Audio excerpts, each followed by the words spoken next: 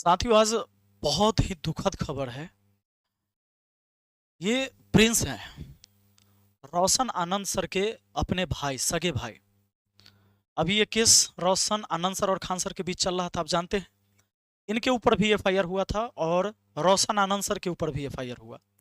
रोशन आनंद sir jail में हैं और आपको पता है, उन्होंने भी उस दिन बताया था कि ऑपरेशन हुआ है, किडनी का प्रॉब्लम है, उनको दर्द अभी भी हो रहा है, पर वो जेल में है, उनको बेल नहीं मिला है। और प्रिंस चूंकि उसी केस में यहां से फरार हो गए थे, नेपाल में एक होटल में संदिग्ध हालत में इनकी डेड बॉडी मिली है। पुलिस इसकी जांच कर रही है।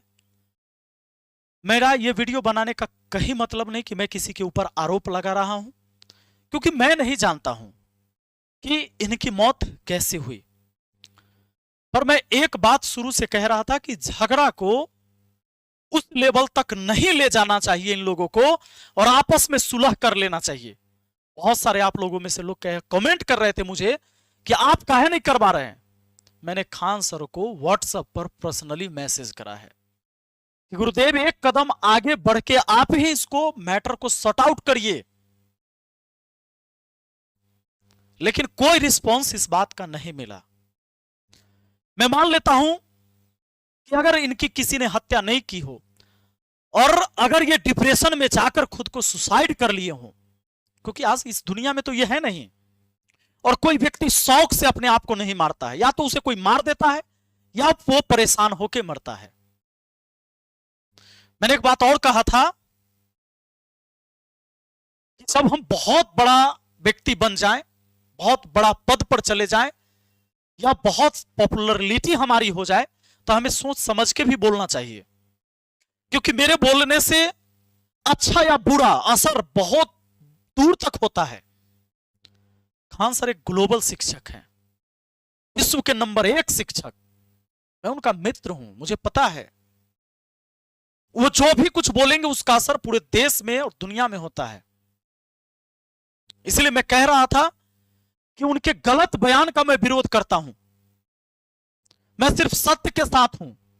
लेकिन आप लोगों में से बहुत लोग मुझे गाली दे रहे थे, और बहुत सारे 3-4 टीचर ने तो वीडियो भी बना दी कि खान सर के वजह से ही मुखिया बना था, ही भूल गया हम मुखिया बने थे। इसका क्या मतलब है? मैं धन्यवाद देता हूं खान सर का भी और उन लोगों का भी जो वहां अपना आकर योगदान दिया। कोई उत्तर प्रदेश से एक लड़का भी आकर योगदान दिया, झारखंड से, पूरे बिहार के कोने कोने से कोई आकर योगदान दिया। सबका महत्व है, पर इसका यह मतलब तो नहीं है कि मैं जब आप गलत करो तो भी मैं आपको कहूं कि नहीं, मैं तुम्हारे साथ खड़ा हूं। तो उस पर भी लोगों ने कहा कि मित्रता कर्ण से सीखो। अगर मैं कर्ण बन जाऊं तो क्या मैं दुर्योधन को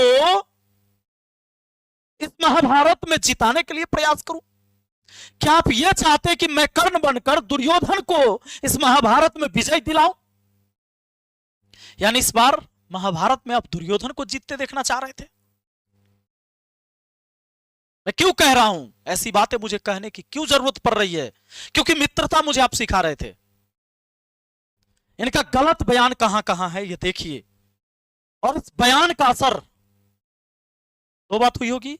या तो इन्होंने सुसाइड किया होगा, किसी ने जहर दे दिया होगा, या किसी ने हत्या कर दी किसी तरीके से, या कोई भी और कारण हो सकता है। यह पुलिस का मामला है, जांच का मामला है, जांच होना चाहिए। निर्दोष को सजा नहीं मिलना चाहिए, लेकिन दोषी को सजा हर हाल में मिलना चाहिए। अभी आपको मैं बताता हूं, मैंने बोला था तो लोग मुझे विरोध कर रहे थे कि तू खान सर से जलता है। शुभांकर मिश्रा के शो में जाकर क्या बोला इन्होंने, सुनिए। तीर्थ सेकेंड राउंड में आए थे मारने के लिए। कौन हमला किया था? वो वहीं के थे सब, कोचिंग माफिया या वही माफिया सब। अब कपिल शर्मा के शो में इन्होंने क्या बोला था ये भी सुन लीजिए। क्या हुआ था? वो बम मार दिया था सर। हैं? आपके घर पे? हाँ, मेरे कोचिंग इंस्टीट्यूट पे 8-10 तो फेंक दिया सब। अमिताभ बच्चन के केबीसी शो में फिर क्या बोला था, सुन लिए। फीस कम करने के चक्कर में बहुत दिक्कत हो गया। पहले तो धमकी आई, फिर नॉर्मल ऐसे बात होने लगा, और एक दिन हो गया बम चला दिया गया हमारे यहाँ। अरे बाप रे। यानी इन्होंने सीधे आरोप लगाया था कोचिंग वालों पर, ये कोचिंग वाले बम चलाते। हमेशा 8 से 10 राउंड गोली भी चला भी इनके कथनानुसार, और 8 से 10 बम भी फेंका गया था। सुने ना, 8 से 10 बम फेंका गया, लेकिन उसकी एफआईआर की कॉपी मुझे नहीं मिली। मैंने बहुत ढूंढा। मैं कहता हूं खान सर आप ही बता दो एफआईआर की वो कॉपी कि 8 से 10 बम फेंकने वाला व्यक्ति जो आपके सीसीटीवी में भी आया, कौन कौन था? क्या उसमें टीचर था, या आप जबरदस्ती यहां के शिक्षकों को बदनाम करने का प्रयास कर रहे हैं? अगर किसी गुंडे ने फेंका होगा तो आप उसका नाम लीजिए, लेकिन यह कहना कि मैं सस्ता पढ़ाता हूं इसीलिए जलता है कोचिंग वाला से उसे बम चला देता है, इतना पटना के टीचर में हैसियत तो नहीं है कि कोई गोली और बम चलाए वहां जाके। और इस बार का बयान, चूंकि इतना बार आपको किसी ने रोका नहीं, क्यों नहीं रोका? क्योंकि फैन फॉलोअर ज्यादा है और लोग मानते हैं कि जिनके सब्सक्राइबर ज्यादा वो सबसे ज्यादा ईमानदार। तो बिहार में दूसरा सबसे बड़ा ईमानदार मैं हूं, क्योंकि खान सर के फॉलोअर के बाद शिक्षक में दूसरा सबसे ज्यादा फॉलोअर तो मेरा है, तो मुझे दूसरा सबसे बड़ा ईमानदार घोषित कर दो। क्या फॉलोअर तय करेगा कि आपकी ईमानदारी का प्रमाण पत्र? इन 3 जगह किसी ने नहीं रोका, क्योंकि अगर किसी ने रोकता तो उसको गालियां पड़ती। क्योंकि हमारा तो दुर्भाग्य है, हमारा देश का ही दुर्भाग्य है कि किसी को या तो हम देवता मानते हैं, न तो किसी को हैवान मानते हैं। कभी हम राम रहीम को भगवान मानते हैं, फिर उसको हैवान मानते हैं। कभी आसाराम को पहले हम भगवान मानते हैं, फिर उसको हैवान मानते हैं। उसकी गलती मिल जाएगी तो हैवान है, और नहीं तो वो देवता है। मैं कहता हूं हाथ जोड़कर इंसान को इंसान रहने दो। इंसान से गलतियां भी होती है, उसके गलती पर रोको उसे, और उसका सच्चाई में साथ दो उसे, चाहे वो कोई भी हो, अगर कुछ बदलना चाहते हो तो। यहां नहीं रोका। आज मीडिया में फिर से उन्होंने क्या बयान दिया? उस दिन लड़ाई किस चीज के लिए होता है आप जानते हैं, पटना के जो भी स्टूडेंट हैं सबको पता है, बैनर पोस्टर लगाने का। सबसे ज्यादा बैनर पोस्टर किसका लगता है? खान सर से ज्यादा किसी का नहीं लगता, क्योंकि इतना बड़ा साम्राज्य किसी के पास है भी नहीं। कोई बेचारा कोचिंग वाला 20,000 50,000 महीना कमाता है, अपना परिवार चलाता है, कोचिंग चलाता है, 5,000 प्रचार में खर्च करता है, बैनर पोस्टर लगाता है अपने सामने। लेकिन जब इनका लगता है तो पूरे मुसल्लापुर हाट का पूरा कोचिंग मंडी ढक जाता है, और यह है पोस्टर पर पोस्टर ढकने के वजह से विवाद खड़ा होता है। रोशन आनंद सर का बोर्ड ढक गया, और इन दोनों की रंजिश पहले से चली रही थी। रोशन आनंद सर के लोग गए, खान सर के बोर्ड तोड़ दिए, उनके गार्ड को पीट दिया, फिर इधर से गोलियां चली। अब जब मीडिया आ गए तो खान सर ने सोचा लड़ाई झगड़ा तो होते रहेगा, एफआईआर होते रहेगा, एक बात रख देते हैं ताकि पूरे देश में फिर से लोग शिक्षा का देवता भी फिर से मुझे माने, हमें इंसान न माने देवता माने। उन्होंने कहा कि 8 से 10 राउंड गोली चलते तो हम अपने आंख से देखे हैं, चारों तरफ से गोली चल रहा था। फ्री होके रख दिया यहाँ पर। 8-10 राउंड तो हम देखे हैं यहाँ पे, 8-10 राउंड हम देखे हैं। लेकिन अगले दिन के एफआईआर जो उन्होंने करवाया, क्या एफआईआर में आप हड़बड़ा के लिखे थे क्या? रात भर के बाद अगला दिन एफआईआर हुआ, तो यह मुझे जानना है कि क्या यह हड़बड़ा के तो ना लिख दिए? इसमें कहीं भी आपके ऊपर गोली चला इसका चर्चा नहीं है एफआईआर की कॉपी में। बयान तो आपने दिया था, तो वो बयान झूठा है या आपने जो एफआईआर लिखवाया वो झूठा है? अब यहां पर आप नहीं देते हैं कि मेरे ऊपर गोली चला, लेकिन अब पुलिस जब सीसीटीवी वीडियो निकालती है, वायरल होता है, वो सारी चीजें गार्ड से पूछताछ होती है, तो पता चलता है गोली आपने चलवाया था। और यहां क्या बोले उस दिन कि 8 से 10 राउंड गोलियां तो चला, वो हम अपने आंखों से देखे। खान सर के 2 गार्ड गिरफ्तार, फॉरेंसिक जांच के लिए भेजे गए हथियार वीडियो में फायरिंग करते दिखे। यहां से लगातार आप झूठ बोलते आ रहे हैं। अगर इस बात पर किसी ने आपको रोका होता, आज आप यहां नहीं बोलते और इतना बड़ा लफड़ा खड़ा नहीं होता। मैं आप सबसे पूछना चाहता हूं,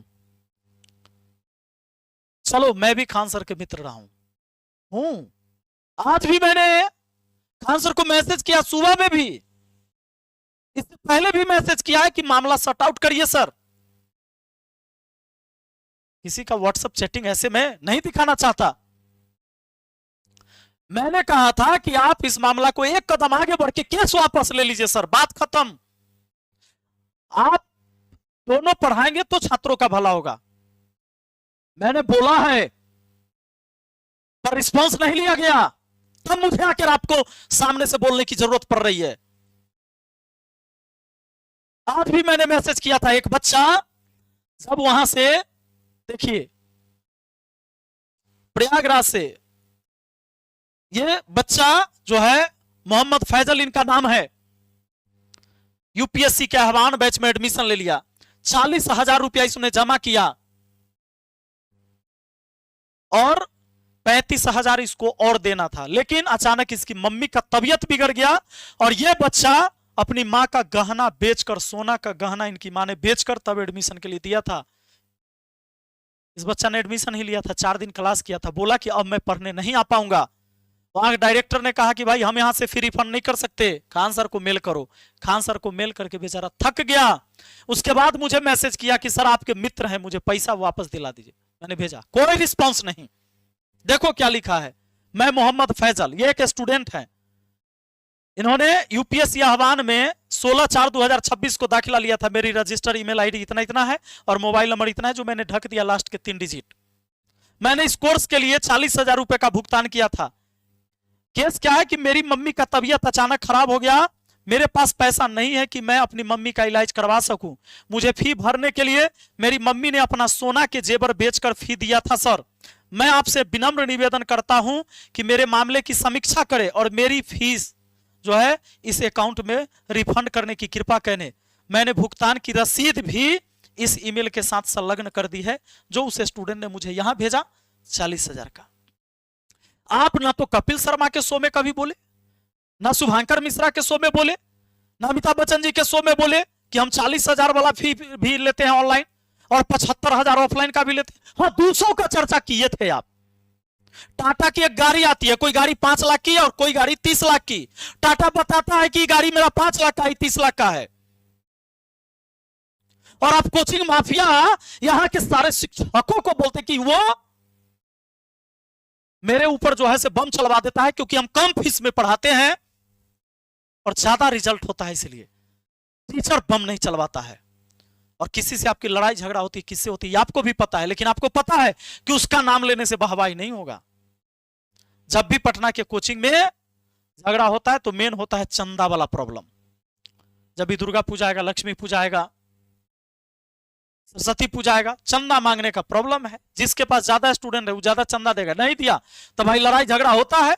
लेकिन उसको तुरंत भजाते हैं ऐसे कि यहाँ के शिक्षक जो हमसे जलता है वो बम चलवा देते हैं। शिक्षक की इतनी औकात हो गई, 10-10 को बम लेके यहां आ गया और आपने एफआईआर नहीं उसके नाम पर करवाया। और फिर पटना पुलिस कहां थी? 10 को बम चल जाएगा पटना में, पटना पुलिस को नहीं पता चलेगा कौन कौन अरेस्ट हुआ था, उसमें कौन टीचर था, उसका नाम तो होना चाहिए ना।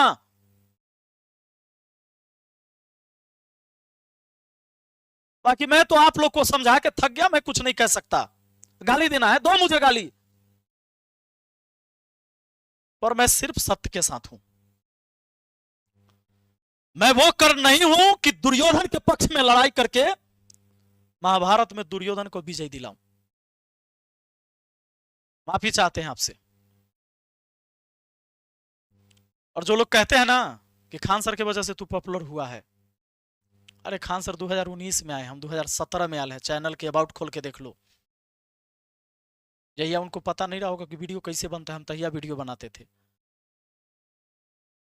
उनके फैन फॉलोअर है ज्यादा, ये अच्छी बात है। उन्होंने मेहनत किया होगा, हमसे ज्यादा बेहतर किया होगा,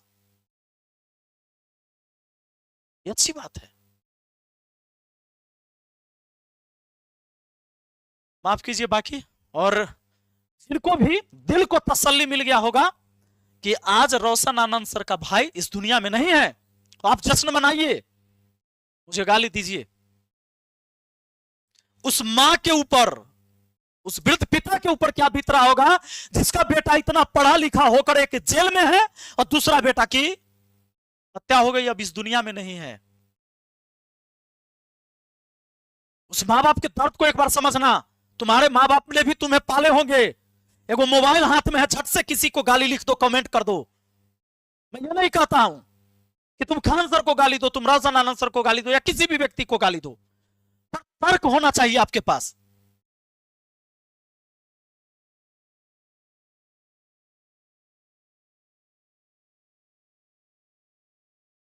छोड़िए।